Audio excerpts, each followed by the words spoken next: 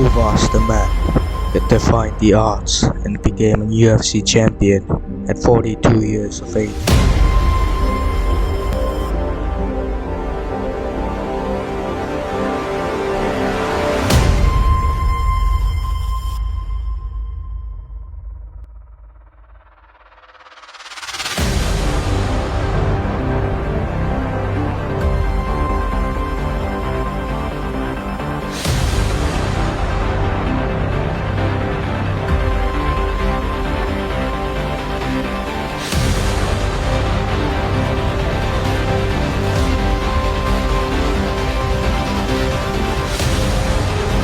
This is the story of Brazil's UFC light heavyweight champion,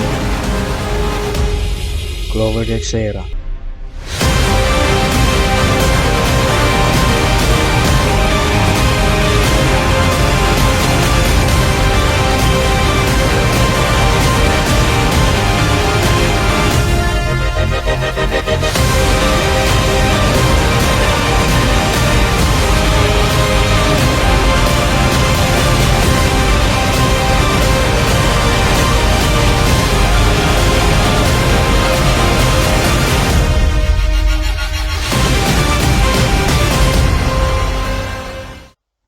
Glover's journey begins in a small Brazilian town called Sobralia. When Glover was 19 years old, he started working in landscaping in order to make a living and provide to his family. He started watching Mike Tyson's boxing highlights.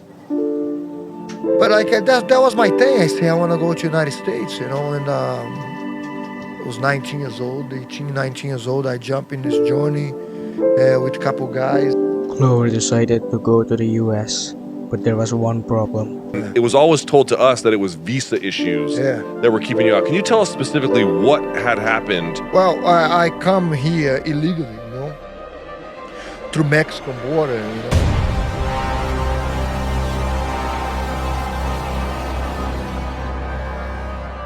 Nowadays, upwards of 95% of first-time crossers hire a smuggler to help them. That's an expensive proposition, with the average fee hovering around $3,500 per person, about 4 months' wages for the average Mexican. In exchange for their fees, these smugglers will generally group migrants together, transport them to the border, give them instructions on how to cross, and then arrange for transportation on the other side. Teixeira made it to Tijuana, Mexico. He and the fellow immigrants had to be careful not to get caught. They made it past the border quickly and after a few hours arrived in the US. But Chicago was the most scariest step of the journey. Glover and fellow immigrants had to stay in a house for 26 days. Did you fear for your life during that time? I was, I was 19 years old, man. I was like Invincible. more like, adventure. I'm into adventure, like this kind of stuff. Like, don't really fear it, Glover and the fellow immigrants could only eat a slice of bread. The coyotes got their money and Glover was free to go. You don't know who is gonna cross the desert. You don't know this person, it's called coyote. Yeah. You don't know who you work for. Right. And they can steal from you? They can. They can do whatever, man. You don't know. When Glover settled in the US, he started watching the highlights of Chuck Liddell and Royce Gracie. There's more opportunity where I come from. I was like, oh my God, this country, I can be a professional athlete, I can be a boxer. Glover started his MMA career in the year 2002. You fight against a fighter from Chuck Liddell's camp. John Hackleman sees you. Yeah. He goes, wow, we should invite this guy in. Yeah. What's the first meeting like with Chuck Liddell at that point? Because he's like, is he at that point the champion and the baddest man in the world when you joined that camp? Yeah, no, he was about. Tito was a champion. But Tito was a champion. Tito was ducking him. Yeah, is the belief. yeah. But he's the baddest. So Chuck man was the people's champion. He was already people's champion. Yeah.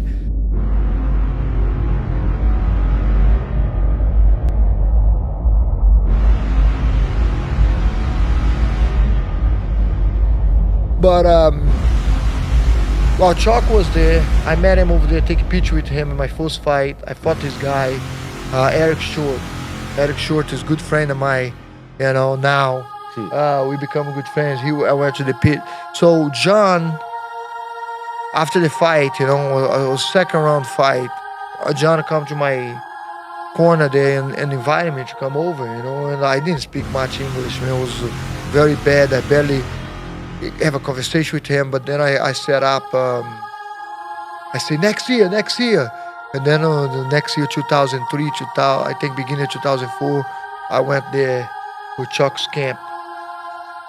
Glover went back to Brazil, but before he met Dana White. So I won, and I come to him, I shake his hand, and say, hey man, I want to fight in UFC. And he say, I know your situation, get your situation figured out, and we got you right in, man. Glover gets his visa issues fixed, he gets signed by UFC, and goes on a massive winning streak.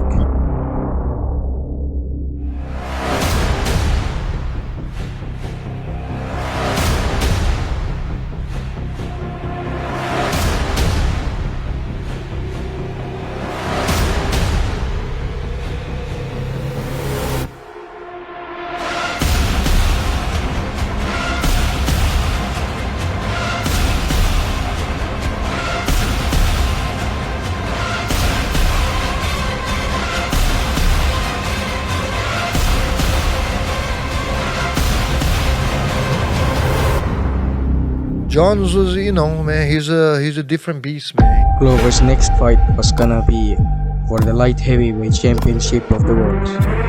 And the champion at the time was one of the greatest of all time, John Jones.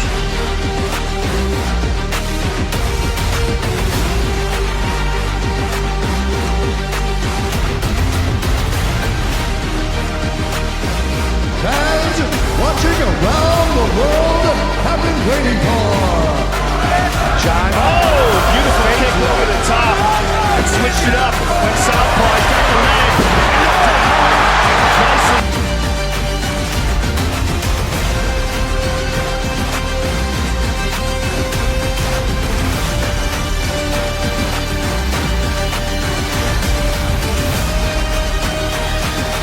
The fight didn't go Glover's way, but he never gave up. He did well. The way he fights, very defensive. He did the great fight, and I, of course, I was upset. Weeks after, thinking like, man, gotta get back to the drawing board, and go back and get the title again. And I never really give up, And I never give up, man. I just keep going. All right, when you say never give up, it's like, it's one thing to get to the top of the mountain like you did against John, lose, not everybody comes back and figures out how to be their best again. But you came back, won some big fights, lost a couple, but you suffered, some of the losses, the knockout loss to Rumble Johnson, where I didn't know if you were going to be able to come back from that and still be an elite fighter again, because forget physically, just mentally, that can end any kind of invincibility of what's inside a man. That's as tough of a loss as you can endure. Glover learns from his losses and returns with another winning streak.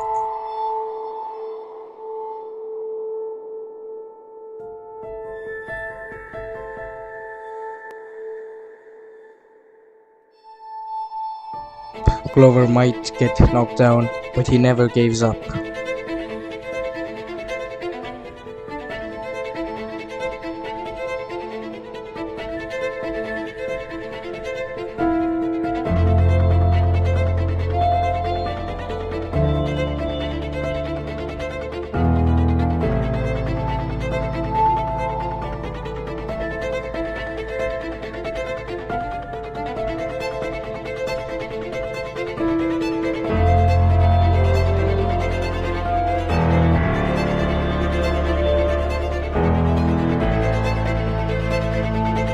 Glover is one win away from getting the title shot again.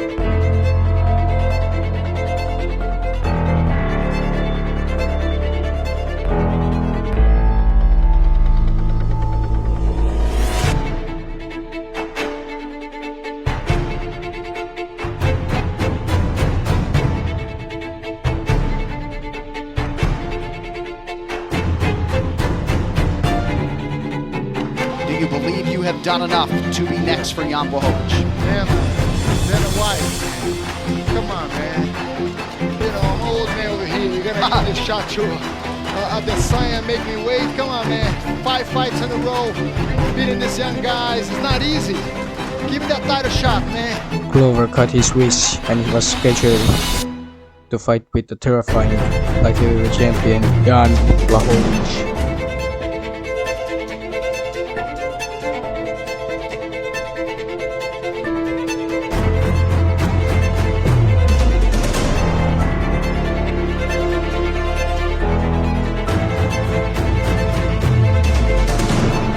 Jan got his belt when he faced against Dominic Reyes.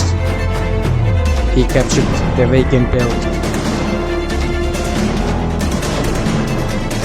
and then he defended the title against Israel Adesanya.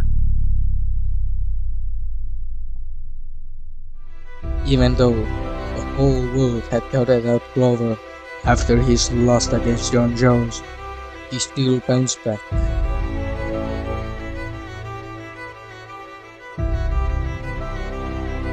The underdogs always can change the outcome.